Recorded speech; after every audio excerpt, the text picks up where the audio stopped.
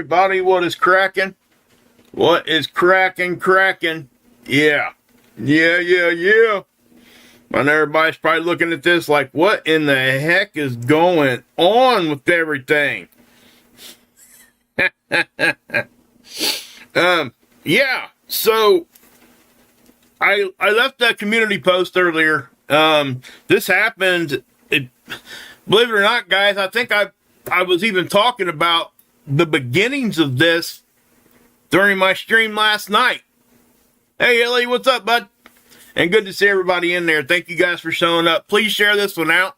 This is not a normal solar storm, okay? This is... Holy crap. Hold on a minute. Hello? Yeah. So, I called you to hang out for a little bit because I have nowhere else. I have nothing else to do. Well, hold on one second. I'm live right now.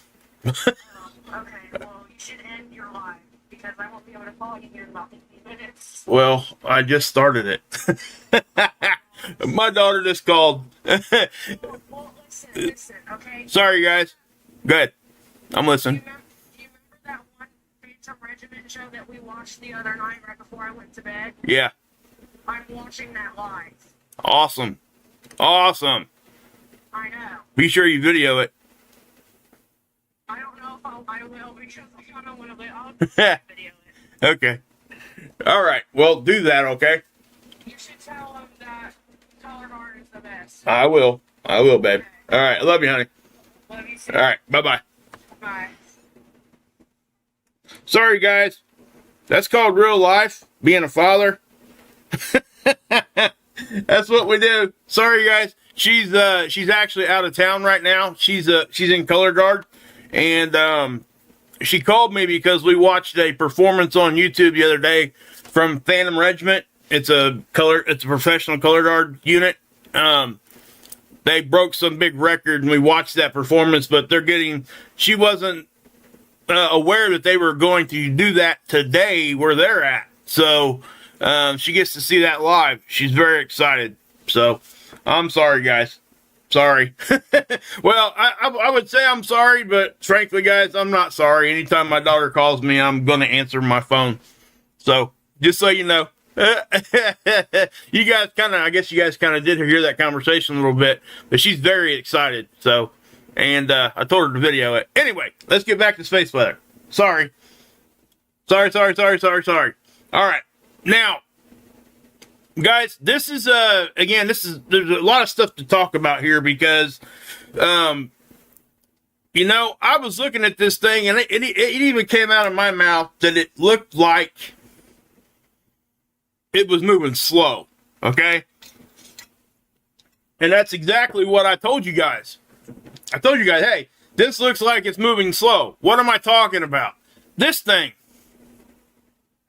Okay? Now, they knew that this was going to be getting close to a glancing blow. But what they didn't expect was, number one, it's moving faster than what it appears.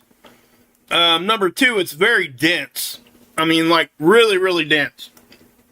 This is something that they just were not expecting. That wasn't on their radar, I don't think. I'm not really sure why. I know that when I first started my channel, I guess in a way it's kind of an advantage. I didn't really get to see a whole lot of big eruptions and stuff from the previous solar cycle, 24. Okay. Yeah. But I guess in you know, if you go back and you look historically, they were really, really like not as powerful as what you might typically see, and that's like dense and everything like that. So there's a lot of data points you could point to, but there was only a couple of them, I guess, that really got that dense, and they came from big, huge blasts. So yeah, so that's what's going on with this. This thing is moving faster than what they thought, and I actually sent some text out earlier, and I think I even put it in my community post that this thing was hitting way sooner than what they thought, at least 12 hours more early than what they thought it was going to. And in my first post, we were only at a G2. So I wasn't quite sure if it was going to get any bigger. But when I looked at the data, when I started seeing Discover data come in like what I'm getting ready to show you here, it changed. Obviously, my mind changed very, very quickly. This was a very, very dense hit. Okay, so if you look at the orange line here, okay, first off, when they changed this over here to be 0 to 100, that means that it's going to be a really, really dense hit. Hey, quick, hey guys, the cards went out. Anybody who won cards, they went out today. There was some big snafu at the post office and stuff, but we got it all figured out. So when you guys get your cards, anybody that won cards from the giveaway I did a few weeks back, let me know when you get them, please. I want to know when you get them. So email me when you get them if you could. So thank you. But yeah. So if you look at the density here, look where it gets to. Okay, so you're looking at 35, 36. Look at that orange box. And as I'm scrolling through here, you're getting a 43 there too. Okay, 43. So, and again, I'm not really looking for the highest point there, but the overall density of this particular hit was high. And this came from a filament, and that's what that eruption was, and I'll show it to you again here in a minute. But it stayed dense for quite some time. You see that? From about here to here, because I don't really consider 16 or anything like that very high dense. But notice how it dropped off really, really quick. And that's exactly what you would expect from like a glancing blow. Okay? Because it just wouldn't stick around like that for very long. Now, we might get some reverberation. There might be some stuff, kind of still hanging around. And I'm not going to go into too much detail on that. But the fact of the matter is that we're still fluctuating here, and we are kind of moving more than what we were a few hours ago on the density here. Okay? So, yeah. But notice how, now yesterday, guys, when I was talking to you guys, I was showing you guys the BZ -6 is the threshold we look at. We were there, right? But for a big part of this storm, we kind of dropped out of it, and we still were in geomagnetic conditions, storm conditions, okay? So that right there is indicative of a pretty strong, high, dense hit, okay? Not only was it stronger, it was faster. I mean, denser, it was faster. And again, guys, I was talking about this yesterday. I was like, hey, it looks like we might start to be seeing some of the speed of that, because right here, I think, what time was that? Yeah, that's about the time I was live. And so if I'm looking at this, it might be back a little further, I can't remember, but I remember showing you guys just a little bit of an uptick, because they both went up at the same time. And if you remember, I was showing you guys there was a fluctuation because everything started to move. Everything. So that's always an indication of what, hey, we got space weather happening. So, and again, I didn't expect it to do this at all. This, I don't think anybody thought this was going to happen at all. I heard nobody even talking about this. I mentioned to you guys a G1, and that's what I thought. Just by judging by what I've seen and what I've looked at before, to me, this had no indication of anything being bigger. Okay, so I'll just say that right off the bat. But so what's happened here, guys? It's a filament release, and it hit. Now I'm not sure. Hey, thanks, George. Appreciate you, buddy. Really do. Thank you. Anybody who's a member, guys, you guys get a free super chat once a month. There you go. He's using his right there. That is awesome. Thank you for being a member for 2 months, George. Appreciate you, man. Okay, so let me just let this play here for a second. Now, remember, we had a sun diver over here, too. That had nothing to do with what's going on, but that's what that is, before anybody asks. That's a sun diving comet. It didn't do anything. It didn't cause this thing. There was a filament on the front side of the sun, and there's a bunch of them, and I've actually been talking about that for about a week now. There's been about just a bunch of filaments, and I even said it's going to make it hard to forecast if these things start lifting off, because they are on the front side of the sun. And I mentioned to you guys, this black occulter disk is a physical disk, and we can't see behind it, so it does make it a little difficult to forecast things when things are like right in front of us. Okay, because unfortunately we don't have, you know, stereo A off to the side anymore. But, you know, so this right here is what hit us, okay? It got here early. It's moving faster than what it appears there. And it may even have been not so much quite of a glancing blow, okay? It could be more of a straight-on hit, but I don't think it was. I still think it's a glancing blow, but I do think it was still pointed at us just a little bit more than what maybe they thought. But it's still a glancing blow. It's not a direct hit, by no means. So when a filament flicks out, and I've talked about this before, guys, I'm going to pause this and show you.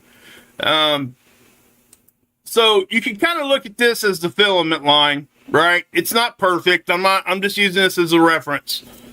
But if you look at this from our perspective, you really can't tell. If you were to look at this in the way of three-dimensional, right? You can't really tell if it's going directly off to the right. There's no way to tell. It could be coming more so like at an angle this way. So why am I saying that? Well, let me, first off, let me take you here, and I'll show you why I initially thought that, because I actually even talked about it a little bit. But yeah,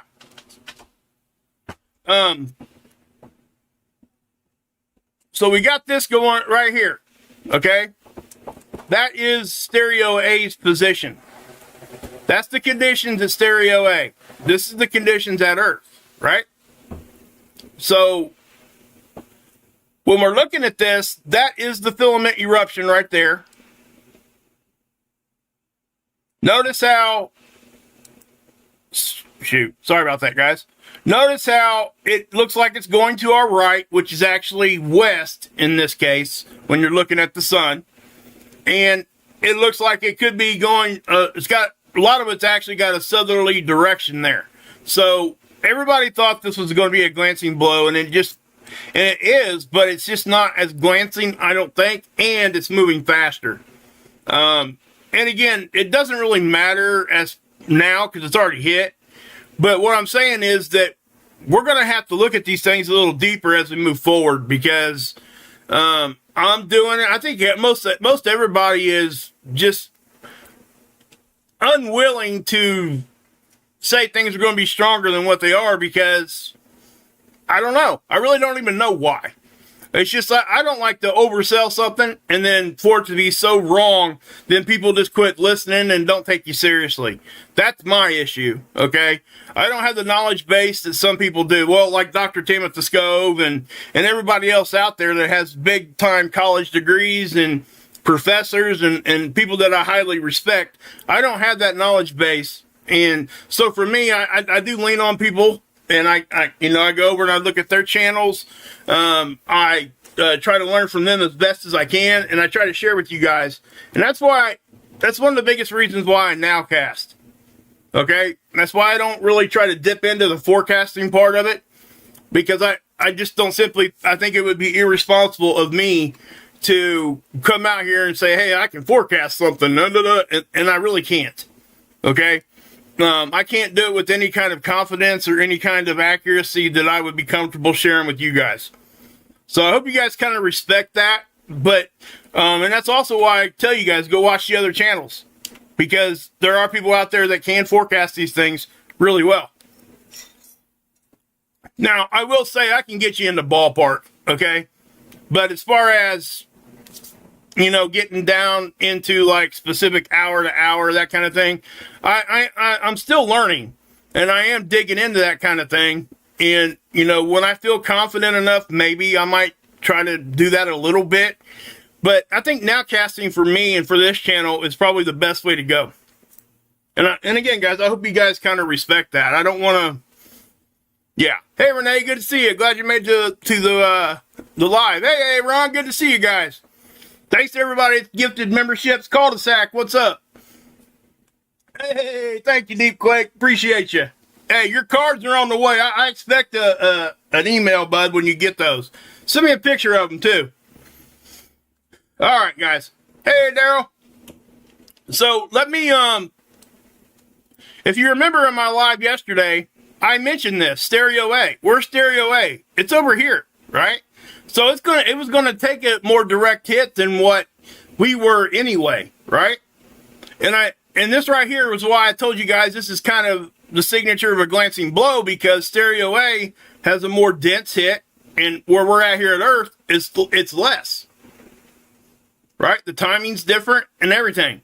Okay? Stereo A, it looks like it sits a little bit kind of out ahead of our orbit line here. So it's not directly in the same exact spot orbiting the sun as we are as far as distance from the sun. So that's probably why that looked like that was hitting a little sooner. But the speed went up. Everything started moving at once. But I also want to point this out. Let me take you to the end of this model. And I mentioned this yesterday too. We got another one right here. Now this one looks like it's pretty weak. Okay? But with that being said, hey Ron, you the man, brother. You are the man. So guys, please use that. Please use that free super chat. Please, guys. I love that when I see that in there. It's awesome. But again, guys, this one, I'm going to call it weak because it just is. It looks like it is going to be. And that's supposed to hit right around the 30th, I think. You know, if you take that on out, probably, I think this is probably going to hit quicker too. It could or could not. I don't know for sure.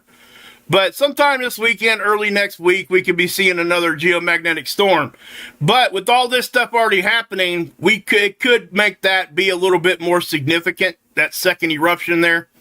Because NASA's models actually have us have a little bit more of an intense hit there. More direct, a little quicker, that kind of thing. But it's not massively different. So if we look at the geomagnetic activity, this is the KP index. This is the indice we use to judge geomagnetic storming. Okay?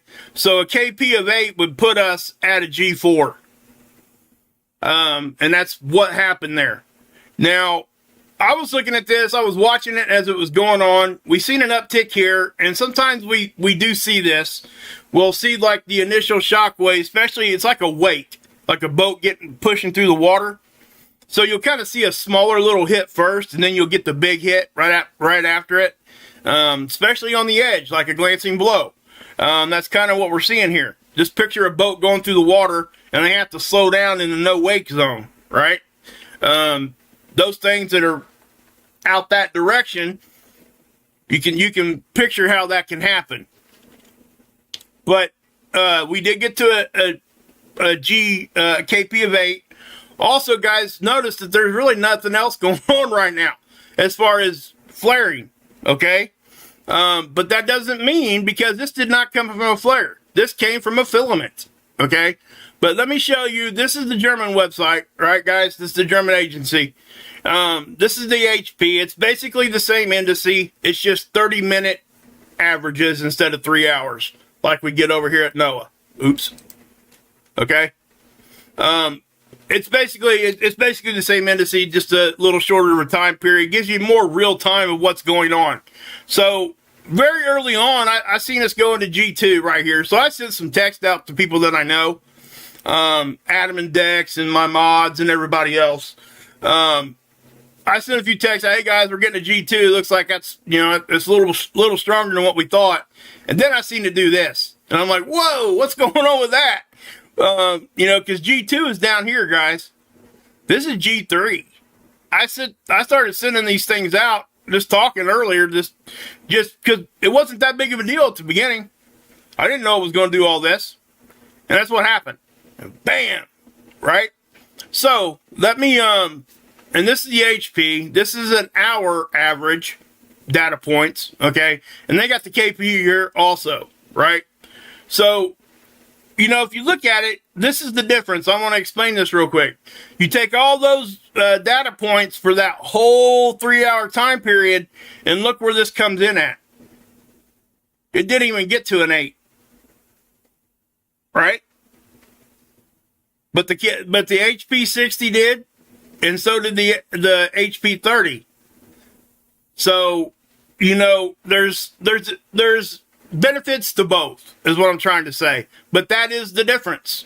Okay? So sometimes when we look at the KP, we are kind of underselling a solar storm. So that's why I don't just look at one. Now, is it that big of a deal from that to there? Not really a whole lot, but as we get into the severe storms, a little change can be a big difference. Down here, it's not so much. Up here, it is. Okay? So that's why I choose to look at the HP 30 for bigger storms like that. Now, if it's a smaller storm, you're probably just going to see me show you this. Okay? But I do look at everything typically. But anyway, so if we go here, now I'm going to show you the 171 first. And this is from SDO. And actually, I'll just show you the satellite real quick because I do want to give you guys a reference where this thing is at. I'm not going to go into a big, long, detailed thing. It's called geosynchronistic orbit, okay? All it means is it stays over the same part of our planet at all times. It's doing this figure 8 pattern at all times. And it doesn't move from this area. It's orbiting the Earth at the same speed as we rotate, 15 degrees an hour, and it rotates itself to keep its eye on the sun. Well, not really the whole. You get what I'm saying? It's keeping its eye on the sun. I'll just leave it like that. I'm not going to go into some big long. Always do. I catch myself doing that, even when I say I'm not going to. So if we look at the 171, which is here, let me go ahead and let's go ahead and let's do this real quick. Let's back that back off. Back another one. Okay. So what I'm going to do here is I am going to take us back to the 25th there, and I'll do that on the 304. Also, and we'll let that load, and I'll take you guys back here while that's happening. So the 171, guys, I don't usually show you guys a whole lot of this because it does show a lot of the corona, and sometimes it can kind of mask what's going on underneath it as far as visually. But in this case, we're able to see this thing erupt, and in a way that you're not going to see in other angstroms. And it helps explain what happened here. So, let me back this off. Give me 1 second.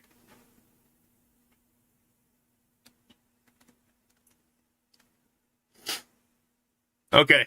So, what I want you guys to look at, you're going to see like a little bit of a wisp of like one of these big long arcs lifting off, and it's coming from this big long filament here, and we'll be able to see that more on the 304 angstrom. But watch right here, and I'll slow it down when I get to it. See that? Okay, so I'm going to back it up. See that moving like that? That is that filament lifting off. You see right here? It's connected right here. That's how long that filament was. So with that being, you know, we're taking that into consideration. Yes, it did go off to our right, which would be the west when looking at the sun. But this also does help us understand that that was probably fairly dense, because on the 171, you usually don't see those kinds of things that clearly. And I know a lot of people missed it, so maybe it wasn't that clearly. I missed it too. I didn't see it there. But you can tell how long this thing is. Okay? And hopefully I'm in the right spot there. I think I am. Yeah, it looks like I am. It's hard to tell on the 171. So it makes it really hard to forecast things for them. It really does.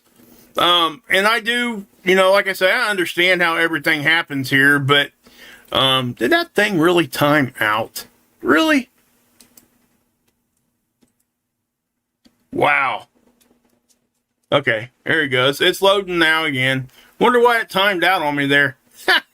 Okay, anyway, so, but again, this is seeds here. Now, let's take a look at why that thing's loading. I gotta let it load, guys. I'm sorry. Let's look at the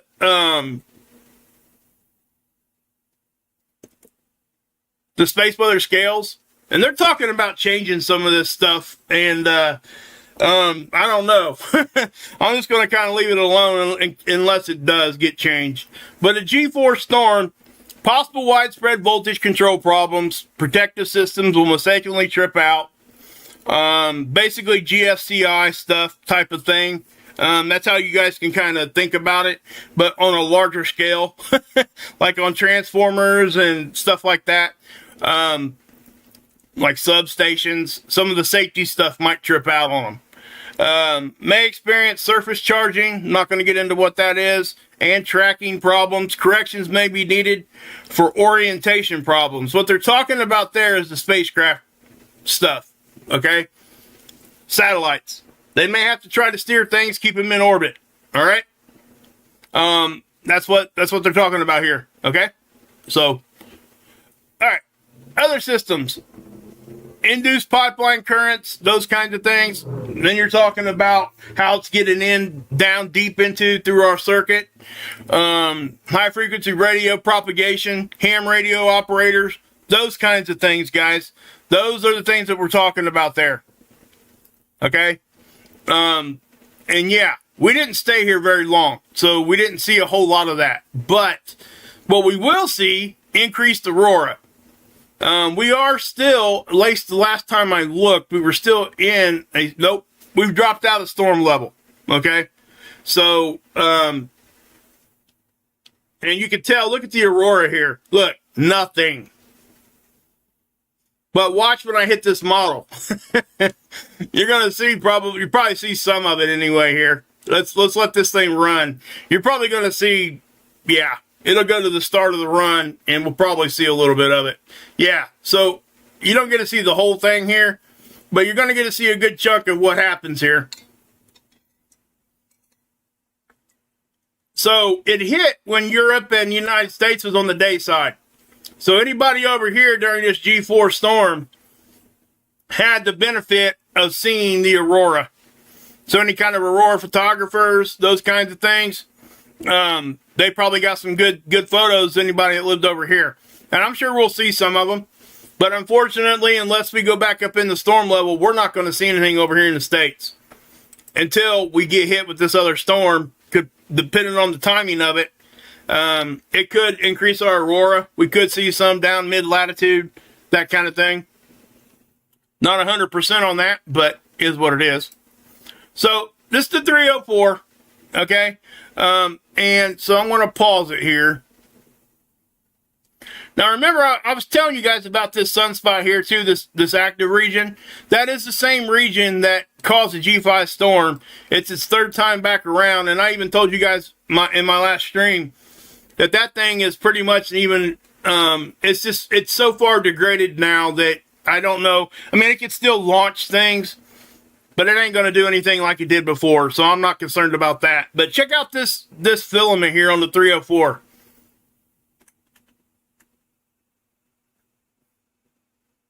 Okay, do you guys see how you can miss that going out into space? That's why I showed you the 171, because a lot of this, I think I might have even commented, that most of that looked like it got recaptured. As a matter of fact, I know I said that in my live stream. Because it did. A lot of that plasma got recaptured, and a lot of it did. But there was a piece of it right there. but it still looked like it was even hanging out in the corona. It didn't even look like it was going out into space. So if you compare that to this, see that? That gives you a totally different look right there. Look at that. That definitely went out into space. And you did not see that over here. See? It's just a different look at gases. Now, it was headed that way, but the way that this looked on this run, it looked like it was hanging around in the corona and didn't leave and got recaptured, a lot of it, okay? You can see it lifted off that direction, but it looked like it kind of stopped on the 304 here. So, you know, I can see how this forecast got all jacked up. I mean, honestly, this is a difficult one. And this is what I've been telling you guys about solar maximum, guys. Okay? It's definitely, yeah. It makes it really, really difficult to forecast these things when all this stuff is happening. When too much stuff's happening, it just makes it really hard. So, but anyway, guys, that's really all I got for you. Again, guys, I was going to do a members tonight, but I'm not going to tonight because of all this. So I'm just going to kind of do that tomorrow, guys. I got all day tomorrow, and we'll do it tomorrow, guys. So members only, turn your notifications on. We're going to be getting together. I don't want to like say all this now, then not give my full effort on a members only stream after this. Probably what I'll do is I'll go members only first tomorrow, and then do a live stream, regular live stream right after. But I may do a Zoom call in. I'm going to email Hilly and probably Trinity and Rip or anybody else, some of my mods, if they want to come on with me. They probably can. I had to re-download Zoom. I got to get that all set up. So it just depends on what's going on. And obviously you guys heard me talking to my daughter. That may come into play a little bit too on how much I can actually get done. I am really trying, guys. I really am. I don't want to come on here and give you guys something that is just basically calling in. You know what I mean? I don't want to do that. And I just think it's just bad form, you know? It just doesn't... Yeah, I don't want to put out bad content, is what I'm trying to tell you. And I know I don't always have the best content, but I do try. And I want you guys to understand that I really appreciate everything and everybody that's here. Please share this out. It's the best way to support. If you guys want to become a member, super chats and stuff like that, that's great too. Thank you for everybody that is. We are the Kool-Aid Krew, and we are a family over there, and we're a family here. And the content here has never changed. I just added extra stuff over there. So if you guys want some of that stuff, please feel free to come over and join. There's a link in the description box that you guys can do that, or hit the money sign down in the live chat there. So, all right, guys, we do have another storm headed this way. It could not even be storm level, but we do have another little small CME filament release headed this direction. It's going to be a couple days before it gets here. But it could put us up into storm level again. We could see, and if anything else happens, I will be here now casting. Okay. Please go over and check out Dr. Tamatosco's report on this also. She obviously does an awesome job. I don't have to say it. I don't even really have to say that anymore. Anybody that's here probably knows I really love the information I get over there, and the way that she puts it out. It's just, yeah, it's top-notch stuff, guys. Free college at a way everybody can understand. Get over there and check it out. Dr. Tamatosco. And all the other channels too. Okay. Adam and Dex, I'm not sure. Today is Friday. So yeah, so they'll be doing live tonight. Here in probably just a few hours. But go check them out. Marfugal TV, Marfugal News, Rip, Trinity, Lifeboat. Everybody, guys, get over there. Check them out. Love you guys. God bless. Yahusha saves, and as always, you can drink this Kool-Aid.